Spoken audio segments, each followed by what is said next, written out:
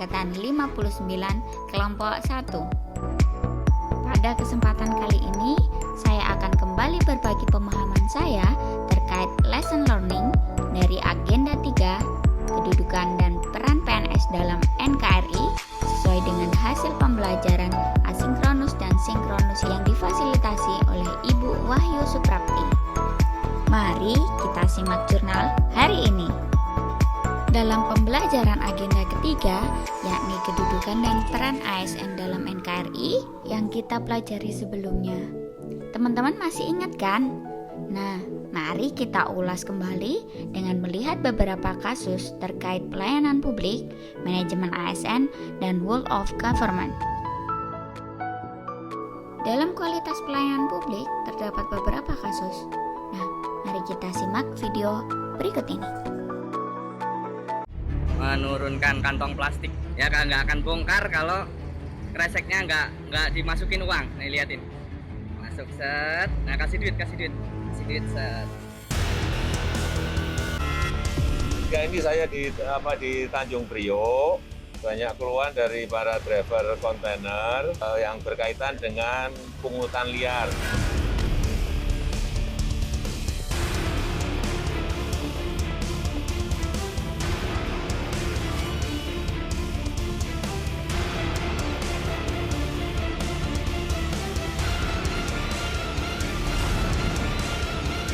Mulai sekarang ini stop yang namanya pungli. Berapa Pak? Dua. Jasa pelabuhan Pak ya? Jasa pelabuhan? Iya. Jasa pelabuhan ya? Iya Pak. Mana ininya? Nggak pakai tanda terima Pak? Tidak Pak. Penyelenggara pelayanan publik itu cenderung melakukan contohnya misalnya kegiatan yang bersifat maladministrasi, misalnya penundaan berlarut, kemudian penyimpangan prosedur, ya, tidak memberikan pelayanan yang baik dan tidak patut, ya, tidak kompeten. Kawasan di TKP tempat dari pungli tersebut tidak berjalan. Merekam aksi pungli membuat Anda harus mendekam di penjara 8 bulan.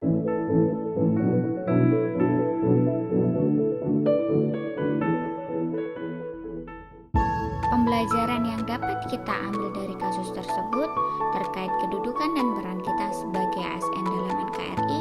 Yang pertama adalah pencerminan sikap ASN hendaknya jujur dalam melaksanakan tugas, tidak melakukan pungli, bersikap sopan, santun kepada masyarakat yang melaporkan tindakan pungli, bukan malah melakukan tindakan kekerasan, bersikap hormat, bertanggung jawab, dan adil kepada masyarakat sebagai seorang ASN dalam memberikan pelayanan kepada publik. Efisiensi pelayanan publik merujuk pada penekanan atau minimalisir usaha yang dikeluarkan oleh masyarakat guna menerima pelayanan yang diinginkan, yang seharusnya ASN menjadi pelayan publik yang berintegritas. Dalam manajemen ASN terdapat kasus yakni pelanggaran kode etik ASN. Bagaimanakah itu? Nah, mari kita simak video berikut ini.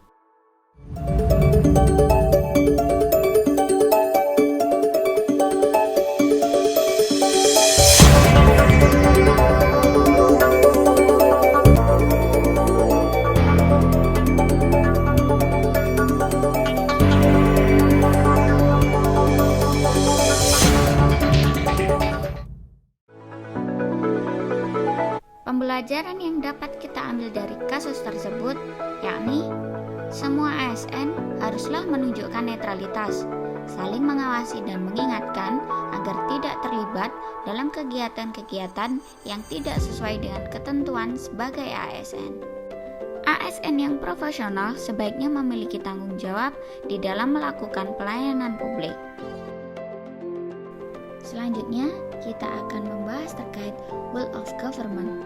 Nah, dalam hal ini terdapat perkembangan e-government. Apa itu e-government? Mari kita simak video berikut ini.